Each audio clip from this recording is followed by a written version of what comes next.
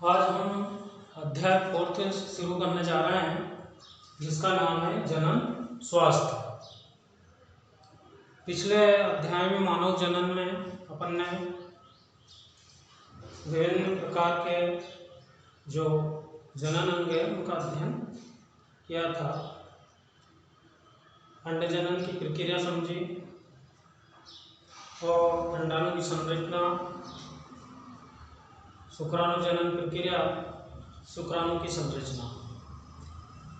अब आज हम अध्याय 4 का पार्ट 18 शुरू करने जा रहे हैं, जिसका नाम है अध्याय 4 का जनन स्वास्थ्य, रिप्रोडक्टिव हेल्थ।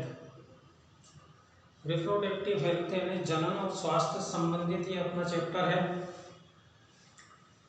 तो इसमें सबसे पहले जनन स्वास्थ्य क्या होता है, थोड़ा सा उसके ऊपर हम प्रकाश डालेंगे। बीमारी वह दशा है जिसमें जीव संरचनात्मक तथा कार्यात्मक रूप से विकृत या अनियमित हो जाता है। संरचनात्मक एवं कार्यात्मक रूप से अनियमित होना, अव्यवस्थित होना एक रोगग्रस्त व्यक्ति कहलाता है। तो एक स्वस्थ व्यक्ति जो शारीरिक, मानसिक और सामाजिक रूप से पूरी तरह से जो स्वस्थ होता है, वो स्वस्थ व्यक्ति की परिभाषा कहलाती है। तो इस अध्याय में अपन जनन और स्वास्थ्य के बारे में समझेंगे। इसी के अंतर्गत इसी पार्ट में एक दिया है एमनियोसिंथेसिस प्रोसेस। एमनियोसिंथेसिस क्या होता है उसको आज हम समझेंगे। एमनियोसिंथेसिस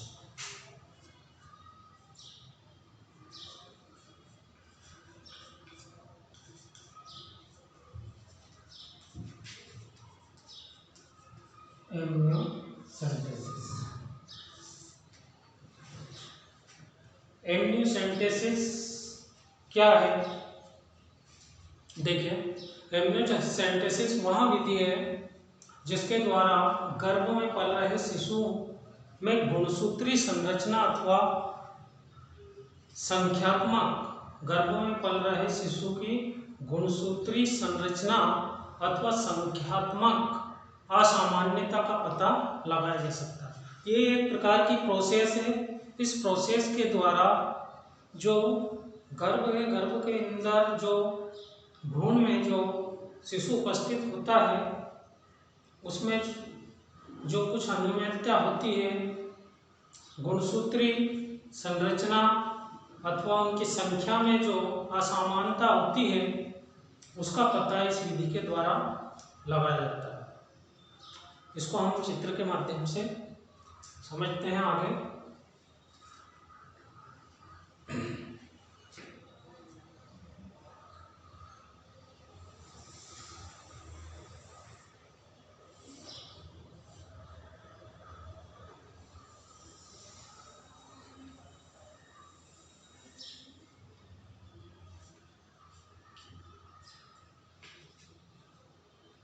ये एक झिल्ली है जिसको कहेंगे एमनियोटिक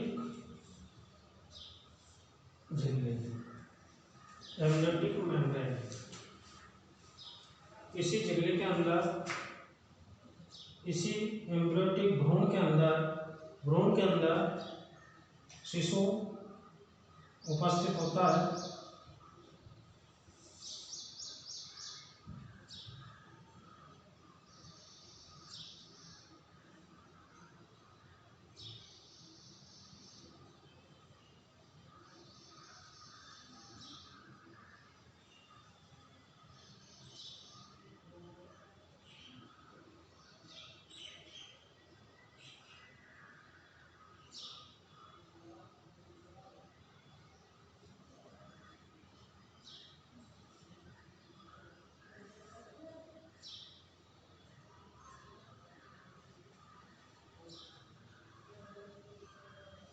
इस प्रकार की संरचना होती है। यहाँ से उसका प्लेजेंटा निकलता है जो कि भ्रूण से जुड़ा होता है। ये क्या है? प्लेजेंटा। एक भ्रूण से जुड़ा हुआ है, इसके अंदर फ्लूइड भरा होता है, एमनियोटिक फ्लूइड।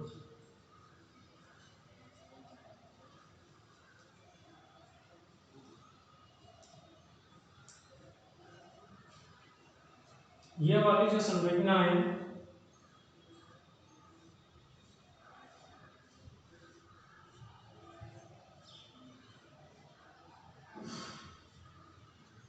इसे प्लेसेंटा बोलते हैं।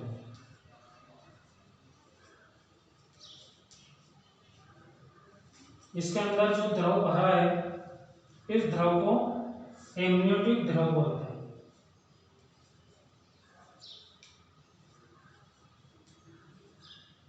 Amniotic fluid.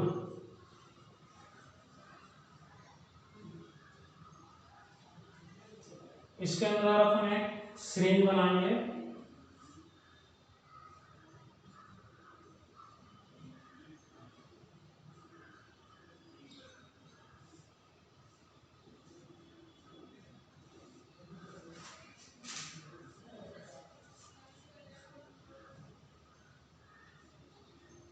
ये एक सिरिंज है। ये वाली जो चारों तरफ एक झिल्ली है, इस झिल्ली को एमनियोटिक कैविटी कहा जाता है। एमनियोटिक कैविटी, इसको अंदर वाले को।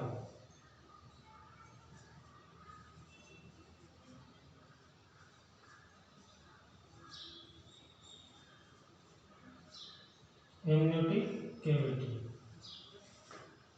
और ये जो बाहर की जो परत है, इस झिल्ली के बाहर की परत, इसको बोलेंगे यूटेराइन वाल्व।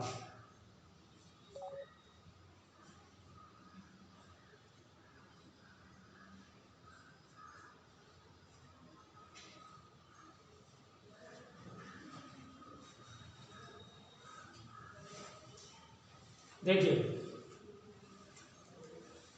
ये एक भ्रूणी झिल्ली है, इसके चारों तरफ एमनियोटिक वाल्व का एक आवरण है। ये एमनियोटिक कैविटी है। इसको में एक सिरिंज के माध्यम से एमनियोटिक फ्लूइड को निकाला जाता है। इसके अंदर एमनियोटिक फ्लूइड भरा हुआ है और जो भ्रूण है वो गर्भाशय की दीवार से प्लेसेंटा के माध्यम से जुड़ा हुआ है, जिससे कि शिशु को पोषण मिलता है। गर्भाशय की दीवार के माध्यम से पोषण को प्राप्त करता है प्लेसेंटा के द्वारा। इसको अपरा भी बोलते हैं, प्लेसेंटा एंड अपरा। तो इसके अंदर जो फ्लूइड भरा है, इस फ्लूइड के द्वारा गुणसूत्री, इसको फ्लूइड को सिरिंज के माध्यम से निकाला जाता है और गुणसूत्रीय अनियमितताओं का इसमें पता लगाया जाता है। गुणसूत्री संख्याओं का पता लगाया जा सकता है। तो इम्यूनोसिंथेसिस वह विधि है जिसके द्वारा गर्भ में पल रहे शिशु के गुणसूत्री संरचना अथवा संख्यात्मक असामान्यता का पता लगाया जाता है। गर्भ में शिशु के अंदर चारों तरफ एक तरल पदार्थ भरा रहता है। इस द्रव को हम कहते हैं एमनियोटिक फ्लूइड। द्रव में जायगोट से बनी कोशिकाएं होती हैं। इस द्रव के अंदर कौन सी कोशिकाएं हैं? जायगोट से बनी हुई। ये जायगोट सेल्स होते हैं इसके अंदर, जिसको कि सिरिंज के माध्यम से हम निकाल लेते हैं और जायगोट सेल्स के द्वारा ही उसकी अनियमितता का पता लगाया जा सकता है। लगभग ये एमनियोटिक द्रव भ्रूण एमनियोटिक जो द्रव है, इसका उपयोग गुणसूत्रीय अनियमितता का पता लगाने के लिए तो किया जाता है, लेकिन उसके लिए 8 से 12 सप्ताह का समय चाहिए। 8 से 12 सप्ताह के बाद ही एमनियोटिक द्रव का उपयोग किया जाता है। और ऐसा करते समय कुछ सावधानी रखी जाती है ताकि शिशु जो है वो सिरिंज के कारण किसी प्रकार का से क्षतिग्रस्त ना हो। पूरी सावधानी के द्वारा इस एमनियोटिक द्रव को निकाला जाता है। इस प्रोसेस के द्वारा XY गुणसूत्र की उपस्थिति का भी पता लगाकर लिंग के निर्धारण का पता लगाया जा सकता है, लेकिन इस संबंध में जो सरकार के द्वारा कड़े निर्देश भी जारी किए गए हैं। इसलिए लिंग का निर्धारण करना की जो प्रक्रिया है इसके ऊपर प्रतिबंध भी लगाया गया है। गुणसूत्रीय असामान्यता का पता लगाकर गुणसूत्रों में अगर किसी प्रकार की शिशु के गुणसूत्रों में अगर किसी प्रकार की अनियमितता होती है तो इसका पता लगाकर इसको गर्भपात भी कराया जा सकता है। तो एक एम्ब्रियोसिंथेसिस एक ऐसी प्रोसेस है जो कि शिशु में गर्भ में पल रहे शिशु की के अंदर जो भी विकृतियां अनियमितताएं हैं उसका पता इस प्रोसेस के द्वारा लगाया जाता है।